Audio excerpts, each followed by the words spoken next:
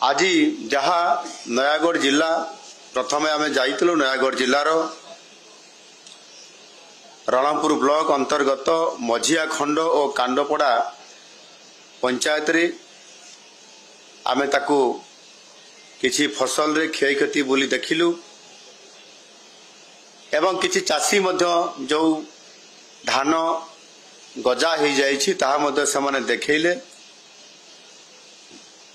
से भली भाव ये नयागढ़ जिलार 6350 चाष जमी क्षय क्षति होइतिबार जहाँ पोर्टाल रे पंजीकृत होइछु सेथिरु जना पड़ी आहरी अधिक चाषी किभली भाव समाने क्लेम करि पारिबे सेथिपाई मध्य ताकू अनुरोध करा ही जाइछि।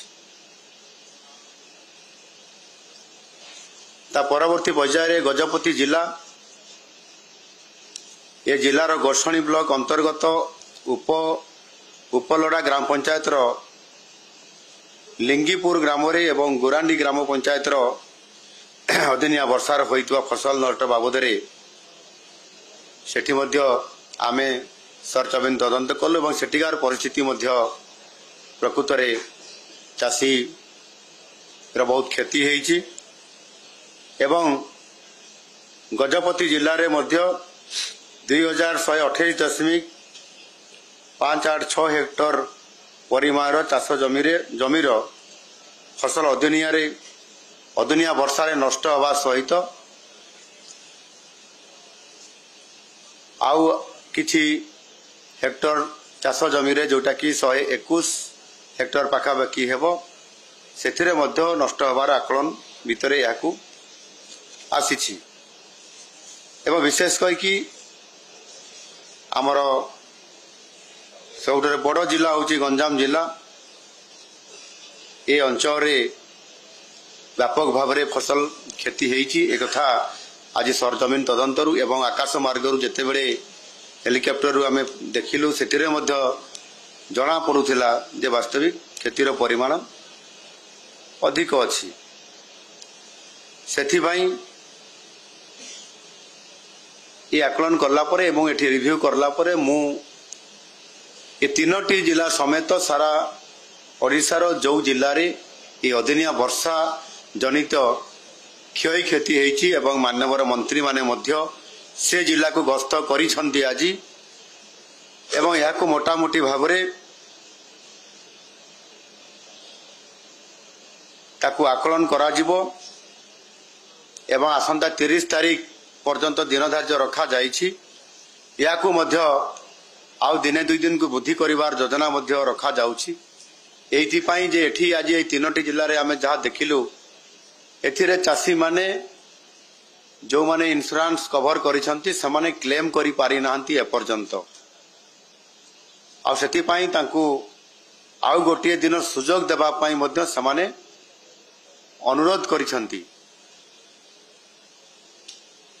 एथिरे प्रशासनिक अधिकारी मानक सहित एवं दिल्ली रे मध्य केंद्र सरकार सहित रिलीफ कोड अनुजाई जो 72 घंटा भितरे जो क्लेम करिवार जो गोटिए रिलीफ कोड रे यहा अछि ताकू आधार करिकी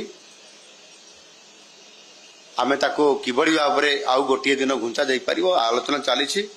यहा मध्य जहा आम पाखरे खबर आसी जा गोटे दिन मध्य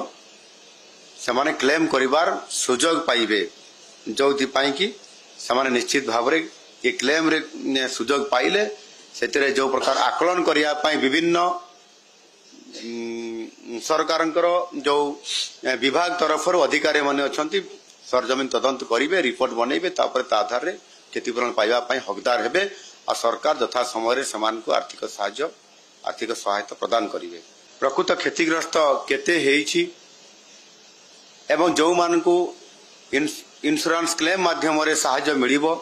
क्लेम करिवा पई एवं जो माने एथिरे अंतर्भुक्त नाहंती सेमाने मध्य किबड़ी भाबरे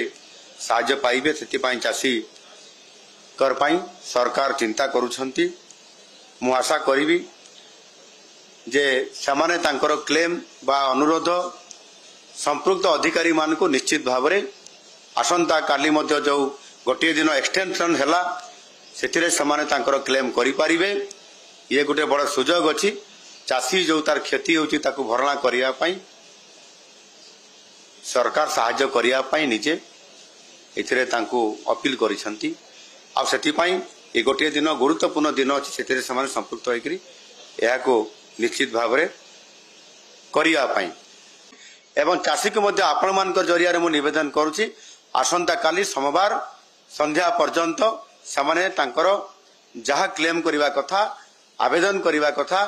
ता निश्चित भाबरे जो कृषि विभाग ब्लॉक तहसील एवं खाद्य जोगाण ये अन्यान्य जो विभाग अछि सेतिरे समाने तुरंत जाइकरी तांकर अभियोग एवं समाने जो इंश्योरेंस क्लेम करिवा ये समस्त कथा करंतु। निश्चित भाव में सरकार तांको पई छिड़ा हेइचंती एवं संपूर्ण भाव में आगामी दिन मानकरे खूब शीघ्र संपूर्ण भाव में क्षतिर भरणा करिवे एवं सहायता करिवे।